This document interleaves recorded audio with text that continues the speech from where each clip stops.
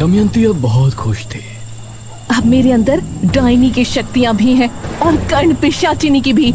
इसका मतलब अब मैं सबसे ज्यादा शक्तिशाली हूँ।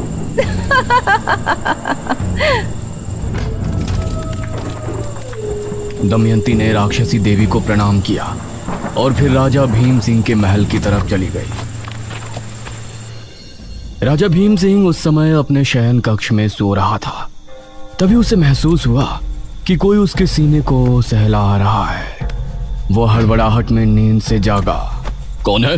आंख खुलने पर उसने दमयंती को अपने बिस्तर पर पाया तो वो हैरान रह गया। अरे दमयंती, तुम? जी महाराज, हम। कहाँ चली गई थी आप? उस रात से आप कहीं नजर ही नहीं आई। हमने आपको कितना खोजा, आपको पता है?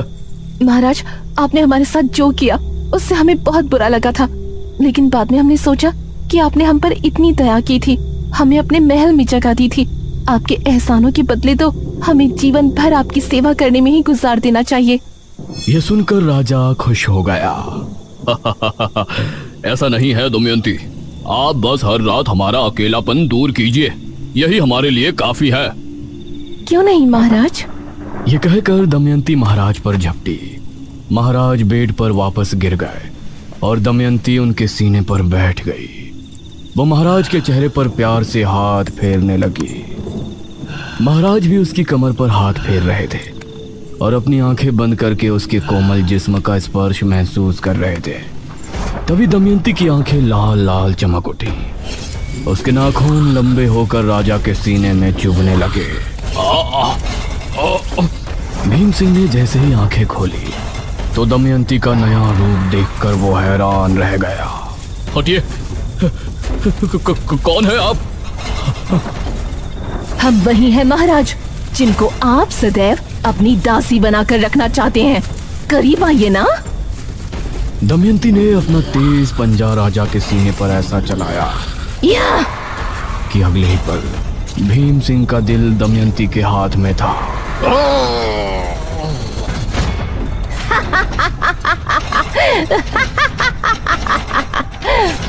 राजा भीम सिंह को खत्म कर दमयंती खिड़की से बाहर कूद गई और बिजली की रफ्तार से वहां से भाग निकली। वो अब बहुत खुश थी। उसके बाद वो सीधा अपने माँ बाप के पास पहुंची।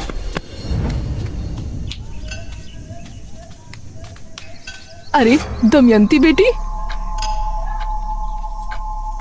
उसकी माँ ने उठकर उसे गले से लगा लिया।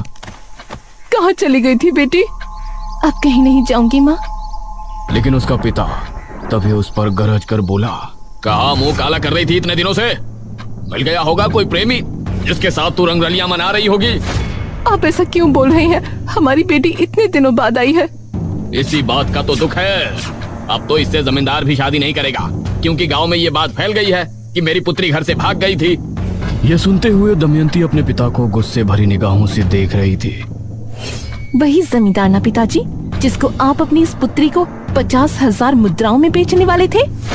ये सुनकर दमयंती का पिता हैरान रह गया। अगर हम भागते नहीं तो अभी तक आप हमें बेच चुके होते। उसे विवाह नहीं, बेच फरोख कहते हैं पिताजी।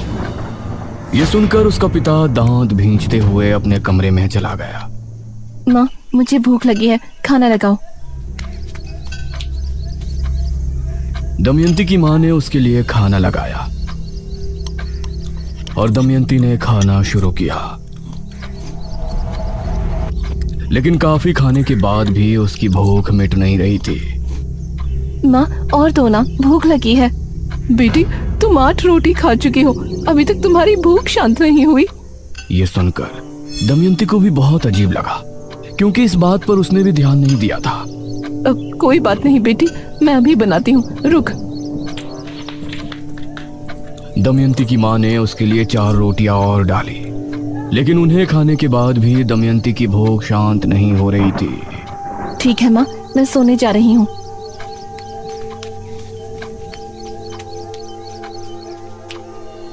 ये मुझे क्या हो रहा है? इतना खाने के बाद भी भला मैं भूखा क्यों महसूस कर रही हूँ?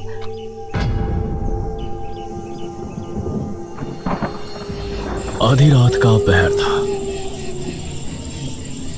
चारों तरफ घना जंगल। दमयंती डरी सहमी सी अंधेरे के बीच खड़ी थी। ये मैं कहाँ आ गई? क्या मैं सही जगह हूँ?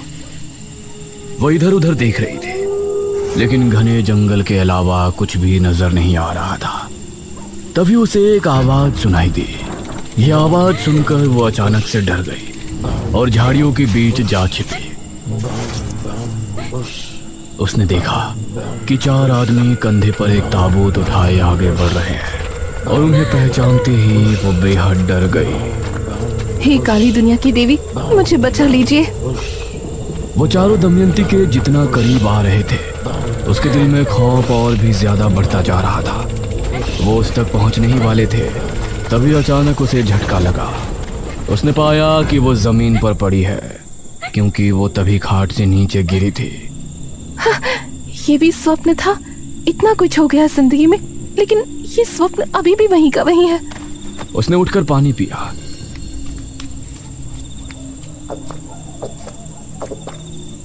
लेकिन उसकी प्यास और ज्यादा बढ़ गई। ये क्या हो रहा है मुझे?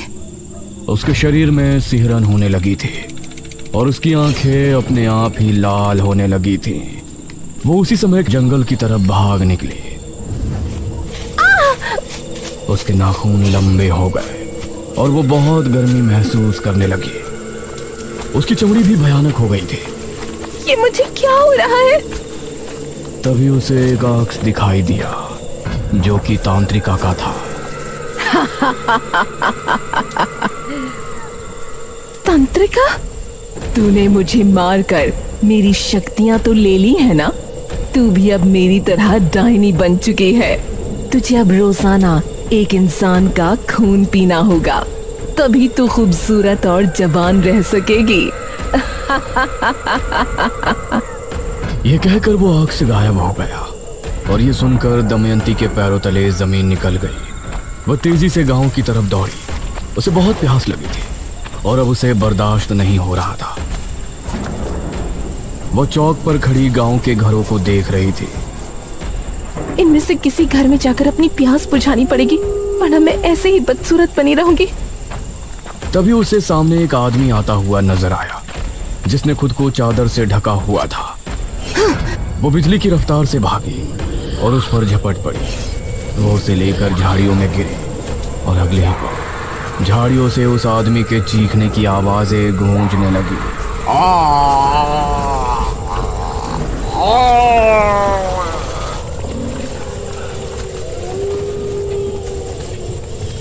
काफी देर बाद दमयंती उस आदमी से अलग हुई। अब उसका शरीर फिर से इंसानों के जैसा हो गया था। उसकी आंखें, उसके नाखून सब पहले जैसे हो गए थे और अब वो खूबसूरत दिख रही थी। अब मुझे घर चलना चाहिए, कहीं माँ ने देख लिया तो सदमे में चली जाएगी। वो उसी समय वहां से भागी और घर पहुंचकर आराम से सो गई। अब उसकी प्यास बुझने के बाद उसे चैन की नींद आ गई थी।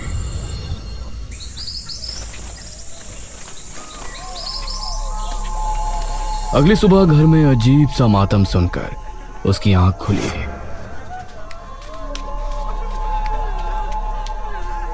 वो कमरे से निकली तो उसके घर के बाहर कुछ लोग जमा थे। उसके पिता की लाश जमीन पर पड़ी थी और उसकी माँ वहीं खड़ी आंसू बहा रही थी। ये क्या? ये कैसे हुआ? जरूर इस पर किसी जानवर ने हमला किया होगा। पूरे शरीर से खून गायब है। उसने देखा कि उसके पिता के लाश के पास वही चादर पड़ी थी जो उस आदमी ने ओढ़ी थी, जिसका शिकार उसने पिछली रात को किया था। यह जानकर उसके पैरों तले जमीन निकल गई कि उसने अपने ही पिता को मार दिया था। उसके पिता का अंतिम संस्कार किया गया और अपनी माँ को सफेद साड़ी में देखकर उसे बहुत बुरा लग रहा था, लेकिन अब जो हो गया था उसे बदला नहीं जा सकता था। वह हर रात को एक मर्द का खून पीने जाती और उसकी सुंदरता निखरती जाती। जो भी लड़का उसे पसंद करता वो उसी को अपना शिकार बनाती, क्योंकि उसको मर्द के नाम से ही नफरत हो गई थी। इसी तरह 40 साल और गुजर गए और अब उसकी माँ भी बूढ़ी होकर खत्म हो गई। गांव के लोग उसके बारे में तरह तरह की बातें करने लगे थे, क्योंकि वो 75 साल की होने के बाद भी बूढ़ी नहीं हो रही थी। लोग उसके करीब जाने तक से डरने लगे थे और इसी तरह से 23 साल और निकल गए। एक रात इसी तरह से वो अपना शिकार करके घर लौटी तो उसको अपने शरीर में अजीब सी सिहरन महसूस होने लगी। ये मुझे क्या हो रहा है? तभी उसे काली दुनिया की देवी की आवाज सुनाई दी। दमयंती, तुम्हारी आयु अब 98 साल 6 माह हो गई है। तुम्हारे पास अब 18 माह का समय है। 18 माह? मतलब 100 वर्ष की आयु होने के बाद 15 माह के बाद तुम एकदम बूढ़ी हो जाओगी और उसके बाद कुछ ही महीनों में तुम्हारी मौत हो जाएगी। ये सुनकर दमयंती के पैरों तले जमीन निकल गई। लेकिन मैं कैसे मर सकती हूँ? मैं तो बहुत शक्तिशाली हूँ। डायनी योनि का एक नियम होता है। आयु के 100 वर्ष पूर्ण होने के बाद वो किसी भी इंसान का खून नहीं पी सकती, न ही किसी मनुष्य का शिकार कर सकती है।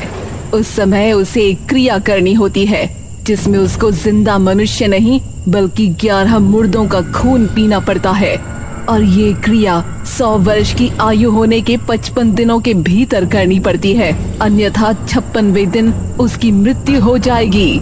लेकिन जब मैं किसी मनुष्य को मार ही नहीं सकती और जिंदा मनुष्य का खून पी नहीं सकती, तो इस क्रिया को करूंगी कैसे? वो तुमको करना है। कैसे करना है ये सब तुमको देखना है, लेकिन उस क्रिया को करने के बाद ही तुम्हारी आयु 1000 साल बढ़ जाएगी, अन्यथा तुम्हारा अंत हो जाएगा। ये सुनकर दमयंती को कुछ भी समझ नहीं आया कि वो आगे क्या करे। इस तरफ बेरमपुर में राजा विश्वजीत के प्रजाजन महामारी से जूझ रहे थे। महाराज, नगर में फैली महामारी अब और बढ़ चुकी है। अब इससे नहीं निपटा गया तो राज्य पूरी तरह से तबाह बर्बाद हो जाएगा। इस महामारी से निपटने का बंदोबस्त हम अवश्य करेंगे मंत्री जी। उसी समय एक आदमी वहां पहुंचा। महाराज की जय हो। जी, कौन है आप? महाराज, हम आपके पड़ोसी राज्य बल्लभगढ़ के राजा इंद्रसेन के दूत हैं। उन्होंने आपको शीघ्र ही मिलने बुलाया है। उनका कहना है कि आपके राज्य पर जो संकट आया है उससे निपटने में वो आपकी सहायता करना चाहते हैं। पिताश्री, हमें नहीं लगता कि वो हमारी इस महामारी से निपटने में कोई सहायता कर सकते हैं। हमें स्वयं ही कुछ करना पड़ेगा। समस्या गंभीर है राजकुमारी, हमें एक बार अवश्य ही उनसे मिलना चाहिए। हम आज रात ही उनके राज्य के लिए निकलते हैं। ठीक है पिताश्री, इस महामारी का जो भी हल निकले आप शीघ्र ही वापस आने की कोशिश करें, क्योंकि अगर आप इस बीमारी का इलाज नहीं ढूंढ पाए तो हमें ही कुछ करना होगा। अवश्य राजकुमारी। उसके बाद महाराज विश्वजीत सेनापति के साथ महल से निकले थे और फिर रास्ते में उनको एक सुंदर कन्या मिली जो कोई और नहीं बल्कि दमयंती ही थी। दमयंती राजा विश्वजीत को किस तरह मिली और कैसे उसने राजा विश्वजीत को अपने प्रेम जाल में फंसाकर अपने 11 मुर्दों के खून पीने वाली क्रिया को अंजाम दिया, ये सब आप पिछले भाग में देख चुके थे। अंत में राजकुमारी मेघालय ने दमयंती पर हमला करके उसकी क्रिया भंग की थी और फिर दमयंती के शरीर वापस शक्ति पाने से पहले राज्य की सेना ने दमयंती को एक गुफा में बंद कर दिया था। कहा गया था कि अगर राजकुमारी मेघालय के कदम उस गुफा पर पड़ेंगे तो दमयंती जिंदा हो सकती है। और 6वें भाग में आपने देखा कि राजकुमारी मेघालय जो इस जन्म में मेघना है, उसने अपने पिछले जन्म के पिता की लाश को एक गुफा से ढूंढकर निशिर मोलों के हवाले कर दिया था और फिर अपने शहर वापस आ गई थी। लेकिन भाग के अंत में हमने देखा था कि दमयंती एक ताबूत से बाहर आ गई है जो कि उसी गुफा में रखा था। वो कैसे वापस आई और अब आगे क्या करने वाली है, ये सब जानने के लिए आइए देखते हैं आगे की कहानी। तभी जनकपुर का माहौल बदल गया था। तेज तूफानी हवाएं चलने लगी और आसमान में काले बादल छा गए। हे भगवान, आज तो लगता है तूफान आने वाला है। आसमान में बिजली कड़क कर बार बार गुफा पर गिर रही थी। उसकी गहराई में एक और ताबूत रखा था जो पिछली बार भी हमने देखा था। उसके अंदर से धम धम की आवाज हुई और फिर उसका ढक्कन खुल गया। धीरे से उसके अंदर से दमयंती बाहर आई। उसके चेहरे पर अजीब सी मुस्कान थी। उसकी आंखें लाल लाल चमक रही थी और नाखून बहुत पैने हो गए थे। हम जाग उठे हैं, हम फिर से आजाद हो गए हम। वो भयानक अंदाज में हंसती हुई गुफा से बाहर की ओर बढ़ गई। उसके चेहरे पर एक रहस्यमय मुस्कान थी जो आने वाले खतरे की तरफ इशारा कर रही थी। वो तालाब के किनारे पहुंची तो उसे पानी में उसका अक्स नजर आया। उसने पाया कि वो बूढ़ी दिख रही है। अरे ये क्या, मैं बूढ़ी कैसे हो सकती हूँ? मेरी आयु तो 1000 साल हो गई थी। तभी उसे तांत्रिका की आवाज सुनाई दी। घबरा नहीं, पहले के जैसे अब तुझ में कमजोरी नहीं आएगी। लेकिन मैं बूढ़ी क्यों हो गई? इस तरफ मेघना इशिता से बात कर रही थी। इशिता, वो दमयंती किस गुफा में है, इसका पता तो हमने लगाया ही नहीं ना। अरे यार, हम उस गांव में गए थे मृत्युंजय अमृत का सैंपल लाने। उसके बाद तो वहाँ की राजकुमारी निकली। निशिर मोलो से हमारा सामना हुआ और आखिर में तूने उन्हें महाराज की लाश देकर हमेशा के लिए वापस भेज दिया। अब इस चैप्टर को क्लोज करना यार। उस दमयंती का क्या हुआ, तू इस बारे में क्यों सोच रही है? नहीं, हमें उसके बारे में पता होना चाहिए ना। ओ बहन, तू अब काम पर ध्यान दे।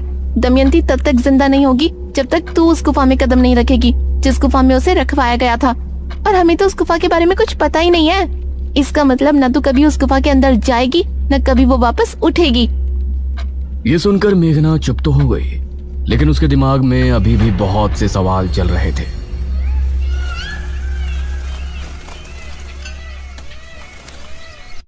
वहीं बेरमपुर में अनुज अपने घर पर बैठा हुआ था। अरे खाना खाएगा या नहीं? कब से इसी सोफे पर चिपक के बैठा है? माँ, मुझे भूख नहीं लग रही है। जब लगेगी तो खा लूंगा ना, आप खा लो। अब उन्हें कैसे बताऊं कि मुझे मेघना की याद आ रही है। इससे अच्छा तो निशिर मोलो कभी इस गांव से जाते ही नहीं। मेघना यहाँ मेरे साथ तो रहती।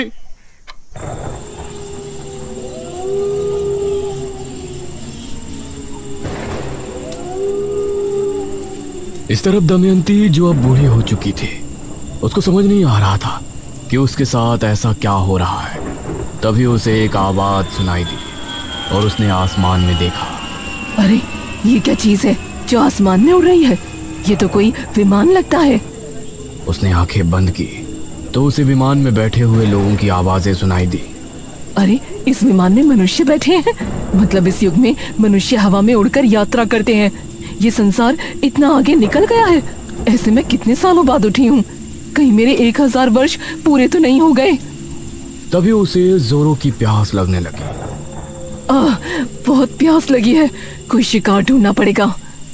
वो अब गांव की तरफ बढ़ गई। जनकपुरी में सभी गांव के लोग अपने अपने घरों में घुस गए थे। इस तरह का तूफान तो जनकपुरी में कभी नहीं आया। इतनी तेज हवा, कहीं घर की छत छप्पर ना उड़ जाए। जहां सभी गांव के लोग घरों में घुस चुके थे, वहीं कोई था जो कि अभी भी गलियों में भटक रहा था। बड़े दिनों के बाद चोरी करने का प्लान बना था। इस कमबख्त तूफान ने सब खराब कर दिया। अब तो घरों में सभी लोग जाग रहे होंगे, चोरी भी नहीं कर पाऊंगा। तभी उसे सामने से दमयंती आती हुई नजर आई। अरे ये बूढ़ी कौन है? वो आदमी कुछ कदम बढ़ाकर दमयंती के पास पहुंचा। दमयंती उसको ऊपर से नीचे तक देखने लगी। इसने कितने विचित्र वस्त्र पहने हैं। शायद इस जमाने के लोग यही पहनते हैं। अरे अम्मा, इतने तूफान में कहाँ जा रही हो? घर चली जाओ। इसको सुनसान जगह ले जाकर इसी का शिकार कर लेती हूँ। बेटा, मैं अपने घर ही जा रही थी। अपनी पुत्री से भेंट करके आ रही हूँ। भेंट करके? वो क्या होता है? अब मतलब मिलकर आ रही हूँ बेटा, लेकिन अब चला नहीं जा रहा। कोई बात नहीं अम्मा जी, आओ, मैं आपको घर छोड़ देता हूँ। आइए, मेरी पीठ पर चढ़ जाइए। उस आदमी ने दमयंती को अपनी पीठ पर बैठा लिया और आगे बढ़ गया।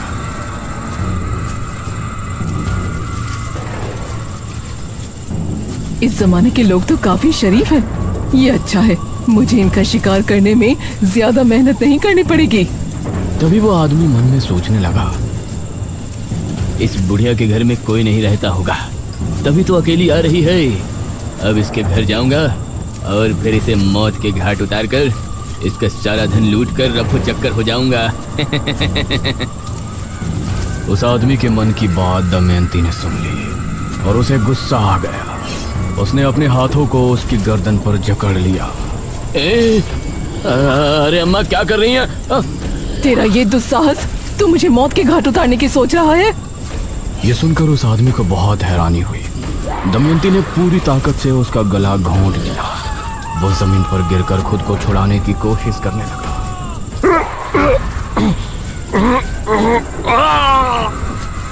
उसकी चीख सुनकर आसपास पेड़ों पर बैठे पक्षी फड़फड़ाते हुए फिजा में उड़ गए। दमयंती उसे पूरी तरह से खाली करके उठ खड़ी हुई। अब सुकून मिल रहा है। तभी उसका शरीर ठंडा पड़ने लगा। अब ये क्या हो रहा है? तभी उसके शरीर की रंगत बिखरने लगी। उसके बाल भी काले घने हो गए। देखते ही देखते वो पूरी तरह से जवान और खूबसूरत हो गई। उसने अपने चेहरे पर हाथ फेरा तो अपनी खूबसूरती को वापस पाकर उसे बहुत खुशी हुई। मतलब मैं बूढ़ी सिर्फ इस वजह से हुई थी कि मैंने पिछले कई वर्षों से खून नहीं पिया था। इसका मतलब मेरी जिंदगी के 1000 वर्ष पूरे नहीं हुए। अब मैं राजकुमारी मेघालय से अपने साथ हुई सभी धोखेबाजी का बदला लूंगी। मार दूंगी उसको चारों तरफ से, मार दूंगी उसको चारों तरफ, तबाही मचा दूंगी। दमयंती आगे क्या करने वाली है? वो अचानक कैसे आजाद हो गई? क्या अब मेघना की जिंदगी में खतरा और ज्यादा बढ़ गया है? अनुज मेघना को पसंद करने लगा है। क्या होगा इसकी प्रेम कहानी में? बने रहिए हमारे साथ इस रोमांचक और डरावनी कहानी के अगले भाग ताबूत पार्ट 9 में भी, सिर्फ और सिर्फ